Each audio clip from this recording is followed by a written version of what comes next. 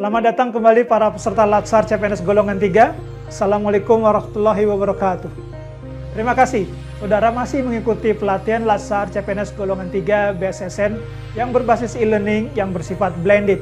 Artinya, pelatihan ini menggabungkan pendekatan belajar berbasis klasikal melalui media Zoom Meeting dan juga berbasis elektronik melalui video ini. Peserta pelatihan yang saya banggakan, dalam video ini kami akan mengenalkan lebih dalam mengenai mekanisme akuntabilitas. Submateri pokok yang akan dibawakan adalah langkah-langkah yang harus dilakukan dalam menciptakan framework akuntabilitas. Yuk simak video lengkapnya.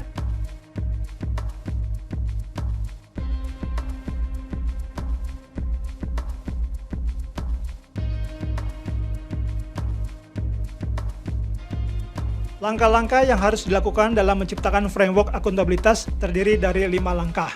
Pertama adalah langkah menentukan tujuan dan tanggung jawab. Seperti di materi awal bahwa akuntabilitas itu melekat kepada personal. Melekat kepada individu yang masing-masing harus mempunyai tanggung jawab. Seperti halnya seorang pengemudi atau seorang penerbang misalnya. Sebelum bekerja, mereka pasti akan menentukan dahulu tujuannya mau kemana. Pastikan tujuan itu ditentukan secara confirm, tidak melenceng, apalagi tidak tentu arah. Hal yang sama juga akan dilakukan oleh seorang analisis jaringan misalnya, atau oleh seorang widyaswara. Mereka harus sudah confirm tujuannya kemana. Setelah itu, sebuah tanggung jawab akan melekat kepadanya. Kedua adalah langkah merencanakan apa yang akan dilakukan untuk mencapai tujuan.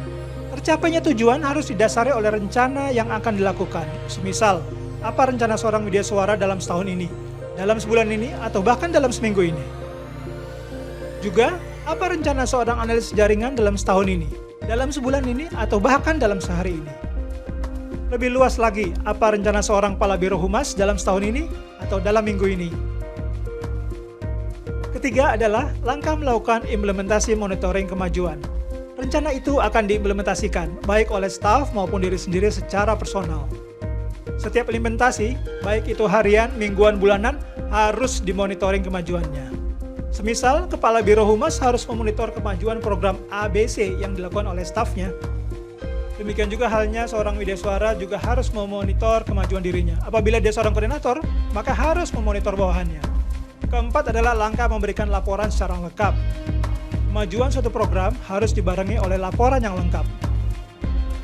Laporan itu bisa tertulis ataupun lisan, tergantung kondisi saja. Yang terpenting adalah laporkan secara lengkap. Seperti halnya sebuah jurnal sebagai karya tulis ilmiah seorang widyaswara. Apabila penelitiannya sukses, maka berikan laporan sukses secara lengkap. Juga, apabila dalam penelitian terdapat kegagalan yang terungkap, maka seyogyanya harus dilaporkan. Semisal bentuk gagalnya seperti ini, kondisi belum ada solusinya, hal ini tidak boleh ditutupi, harus transparan dan jelas laporan. Kelima adalah langkah memberikan evaluasi dan masukan. Pimpinan yang baik akan membaca semua masukan dari berbagai laporan stafnya. Beliau bisa melihat 360 derajat lengkap. Maka, sudah barang tentu hasil evaluasinya akan mendapat masukan-masukan yang cergas dan solutif. Peserta pelatihan dasar CPNS Golongan 3 BSSN, demikian langkah-langkah yang harus dilakukan dalam menciptakan framework akuntabilitas.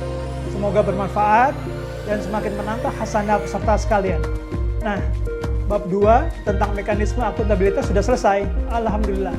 Video berikutnya di bab 3 mengenai akuntabilitas dalam konteks akan hadir esok hari.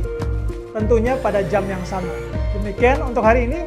Terima kasih atas perhatian. Salam dari kami, tetap sehat dan tetap produktif. Wassalamualaikum warahmatullahi wabarakatuh.